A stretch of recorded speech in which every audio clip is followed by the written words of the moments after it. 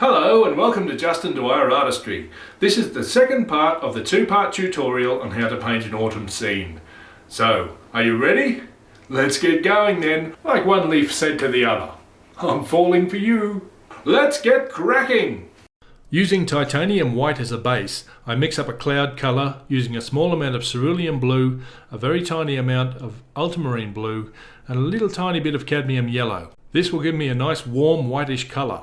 I feather the brush very lightly around the edges and the top of the clouds that I've painted just to give them that little bit of a softer edge. I put a touch more ultramarine blue in where I need to build some shadows into the clouds, and that will help give a little bit more three-dimensional shape to the cloud. Using burnt umber, ultramarine blue and cadmium red, I mix up a brown colour. I just create the basic shapes of the tree trunks and limbs and start to build in a little bit of the detail of how the twigs and the structure of the tree will look against the sky. I use the very tip of a small brush to create the appearance of leaves, and I start to dot these in all over the tree using the same colour as I used for the trunk.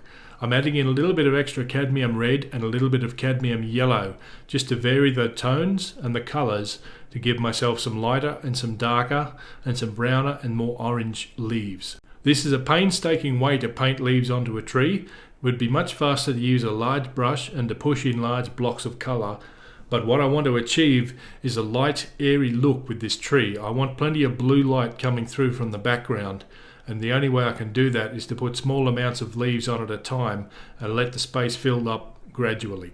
As I start to become happy with the shape, I build in some extra detail into the trunks and really start to get the appearance of a gnarled tree. Building in some lights and darks, I put a few fence posts into the foreground and just start to work on a little bit of the detail.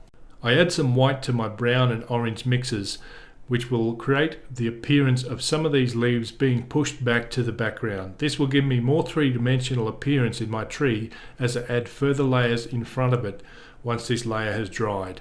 Using an even smaller brush, I start to build in some dark shadowed areas on the bottoms of where the clumps of leaves are sitting in this tree. I'm thinking about the light source in my painting, and this is late morning, so the sun is quite high, so a lot of the shadows are going to be more or less directly underneath. I like to touch the canvas in different ways. Sometimes I twist the brush rather than creating a separate individual stroke for every little leaf. What do you get when you cross a cat with a lemon tree? A sourpuss. Why can't Christmas trees sew? They always drop their needles. Alright, last one. Where do trees go to learn? Elementary school. I keep looking at my reference, trying to pick up all the different notes of colour that I can see, and there are so many of them. They range from almost black through to a very pale yellow. Every kind of red and orange and brown that you can imagine in between. So I'm just trying to pick up some of those as I build up the shapes and the spaces in this tree. I've shortened the process on the video considerably. This has actually taken quite a few hours for me to build up.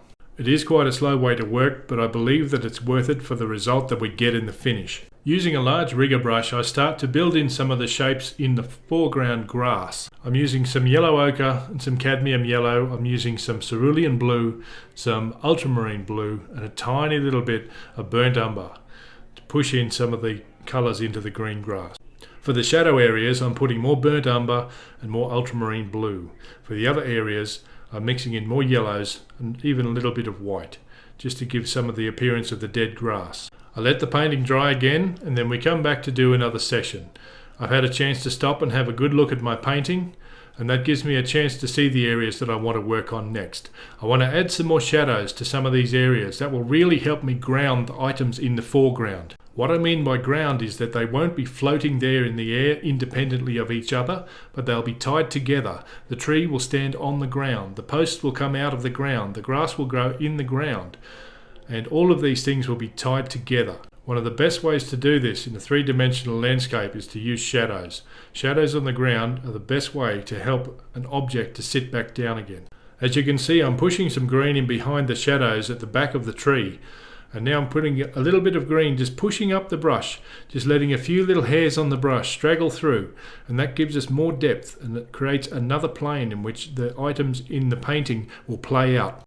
From the sky to the distant hills, to the closer hills, to the line of trees and houses near the front, to the autumn tree and to the grasses right at the front, we've got 6 separate planes of space in our painting.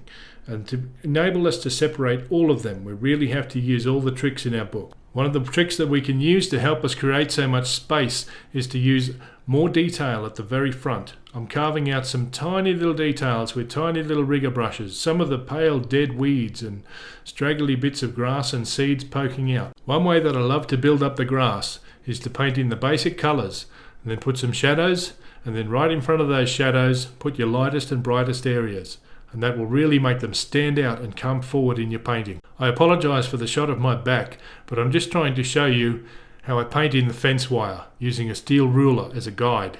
I'll just paint a baseline with the ruler and then come back over freehand over the top of it with the different colours and details as we go. This little detail might seem like a fussy and fiddly thing to do, but it just creates another line of depth in the painting.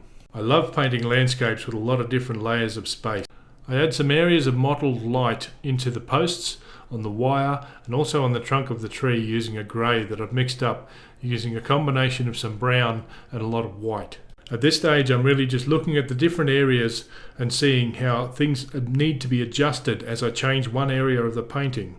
I built more detail both in front and behind the tree, and now it's lost some of its character.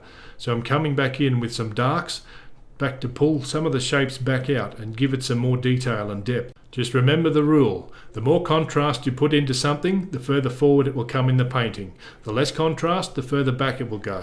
It doesn't matter what you're using to create the contrast. It can be colour, it can be tone, it can be shape, it can be direction, it can be a lot of different things. But the more you put in, the further forward you come.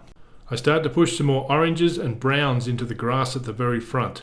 I do this because I need to create more contrast to make it come even further forward now that I've pushed more contrast into the tree. The painting's getting close now to what I want, but I know I need to let it rest one more time so I can come back and view it with fresh eyes. Using yellow ochre with just a little bit of white, I mix up some more of these grass colours. I'm going to push the grass even further forward at the very front of the painting. I'm using a liner brush for this, which gives me a looser stroke rather than the stiffer rigger brushes that you might otherwise use.